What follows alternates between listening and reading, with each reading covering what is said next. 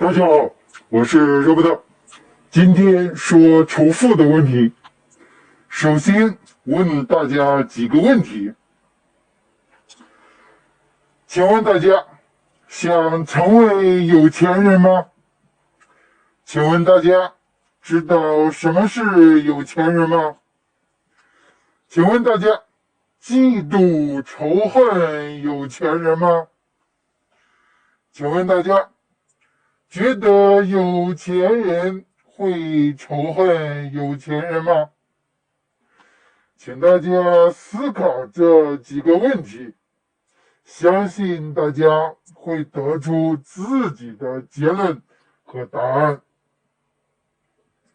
我说一下我的立场吧，非民主派我不管，作为民主派，我们不应该仇富。民主派小伙伴们，请勿仇富，我们也不应该仇富。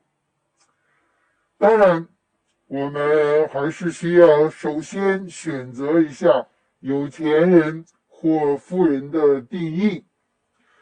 一般大部分人可能认为，拥有很多货币资产的人就是有钱人吧。大白话就是持有很多美金、欧元、日元、英镑的人。其实，我认为这个定义是有问题的。前面有说到，财富积累的三个模式：生产者、交易者和掠夺者。那些仇富的，他们有可能会去强行夺取富人的资产和金钱，然后自己占有那些资产和金钱，他们然后也很有钱的，但他们是有钱人吗？他们确实通过抢劫富人，然后自己变成了很有钱，把富人抢劫成了没钱的。这种情况，我个人认为吧，这些因抢劫掠夺而发家致富的，不应该算是有钱人。我认为他们是罪犯。我认为那些财富不应该属于他们。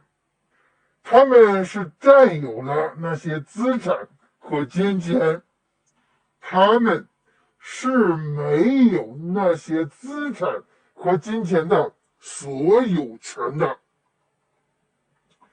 华人大概会很懵逼吧，竟然还有所有权这种东西吗？这也难怪。华夏文化里面，抢劫成功就是正义和正统。华夏价值观，你抢到就是你的。我又反华了是吧？没错，华夏价值观是掠夺者思维的，你抢到就是你的，我抢到就是我的。江山是抢来的，打江山就是抢江山。群雄逐鹿，问鼎中原，不就是掠夺者的竞争游戏吗？弃钩者贼，弃国者侯。华夏文化，华夏传统，华夏思维，华夏逻辑，就是掠夺者角度和立场的。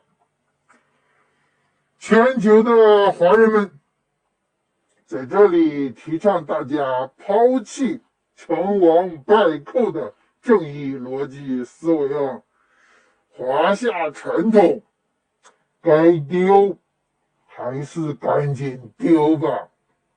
再次强调，中华民国不是华夏传统，中华民国不是华夏价值，中华民国是希腊民主血统的欧美文明传承的民主自由世界。我们是要讲财产所有权的，资产是谁的就是谁的，金钱是谁的就是谁的。你欺骗来的，你抢夺来的，不是你的哦。你骗来很多钱，你抢来很多钱，你通过这两种方式拥有了资产和金钱，但你仍然不是有钱人，你是罪犯而已。你并没有那些财富的所有权。民主社会被承认所有权的财富，只能是通过生产者模式和交易者模式获取到的。掠夺者模式是会被惩罚的。民主社会，人人都可以是有钱人，只要你愿意，你就可以是生产者和交易者。民主社会，我们必然保护个人私产，也就是说，我们保护有钱人。民主社会，无产者、负资产者，你都可以通过生产和交易变成有产者。共产主义怎么共产呢？必然强行共产有产者的私产吗？那不就是抢劫吗？共产就是仇富掠夺者，共产就是犯罪。结论：有钱的未必是有钱人，也可能是罪犯。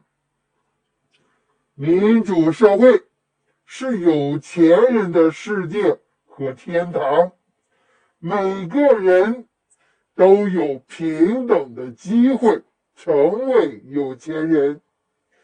民主派小伙伴们，你们准备好了吗？你们准备好成为民主大陆的有钱人了吗？